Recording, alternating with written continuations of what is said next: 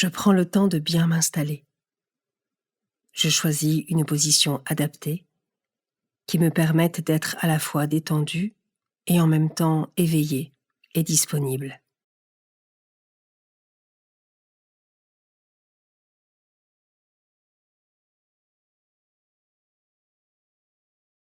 J'essaie de garder mon esprit silencieux, c'est-à-dire non perturbé par des pensées qui n'ont rien à faire ici. Pour m'y aider, je centre mon attention sur ma respiration.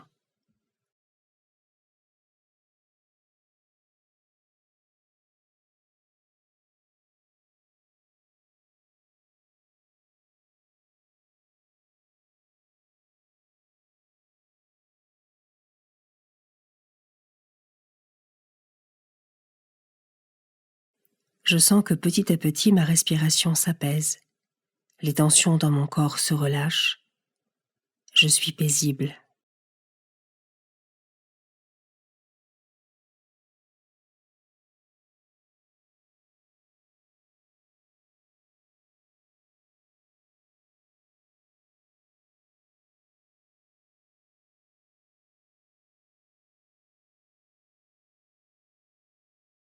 Je suis dans les bonnes conditions pour m'ouvrir à Dieu. Je le fais très simplement, par une parole si cela m'aide, ou par une simple attitude du cœur, par laquelle j'invite Dieu à venir en moi maintenant.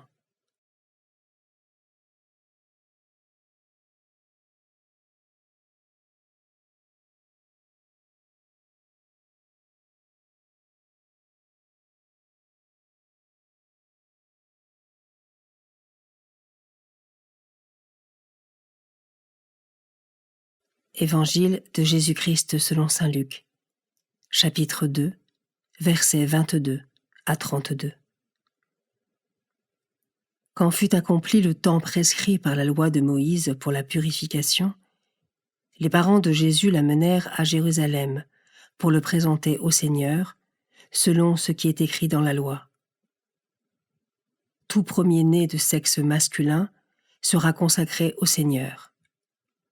Il venait aussi offrir le sacrifice prescrit par la loi du Seigneur, un couple de tourterelles ou 2 petites colombes. Or, il y avait à Jérusalem un homme appelé Siméon. C'était un homme juste et religieux qui attendait la consolation d'Israël, et l'Esprit Saint était sur lui. Il avait reçu de l'Esprit Saint l'annonce qu'il ne verrait pas la mort avant d'avoir vu le Christ, le Messie du Seigneur. Sous l'action de l'Esprit, Siméon vint au temple. Au moment où les parents présentaient l'enfant Jésus pour se conformer au rite de la loi qui le concernait, Siméon reçut l'enfant dans ses bras, et il bénit Dieu en disant : « Maintenant, ô Maître souverain, tu peux laisser ton serviteur s'en aller en paix selon ta parole. Car mes yeux ont vu le salut que tu préparais à la face des peuples, lumière qui se révèle aux nations et donne gloire à ton peuple Israël. »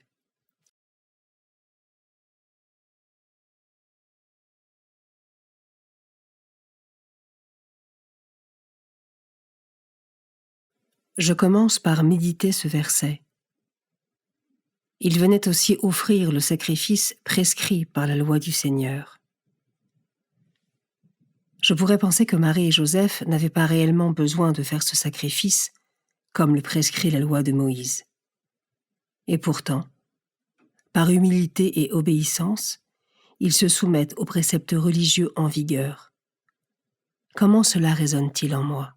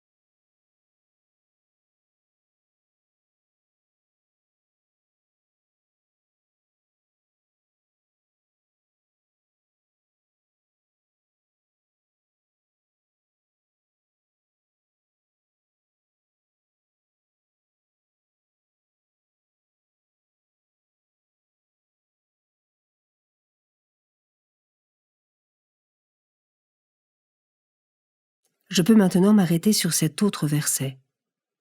C'était un homme juste et religieux qui attendait la consolation d'Israël. Malgré son grand âge, Siméon est rempli de l'espérance de voir le Sauveur de son vivant.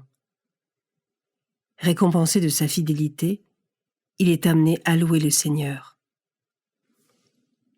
Et moi, quelle est la force de mon espérance et de ma persévérance?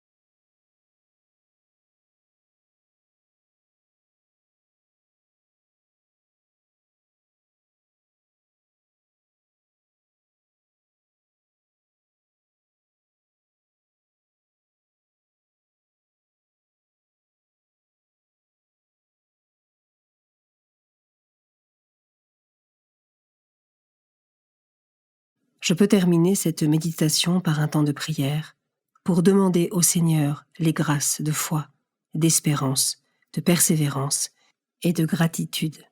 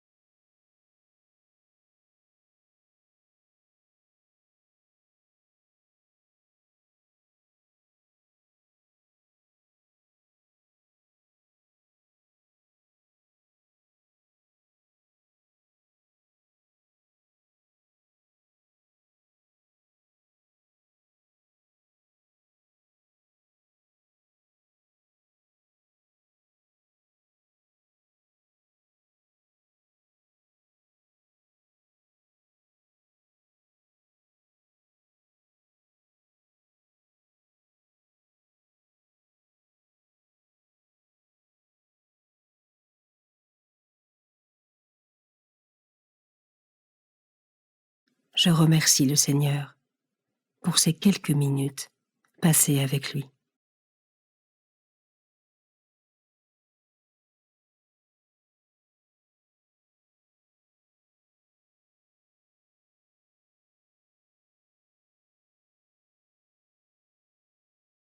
Belle journée et à demain.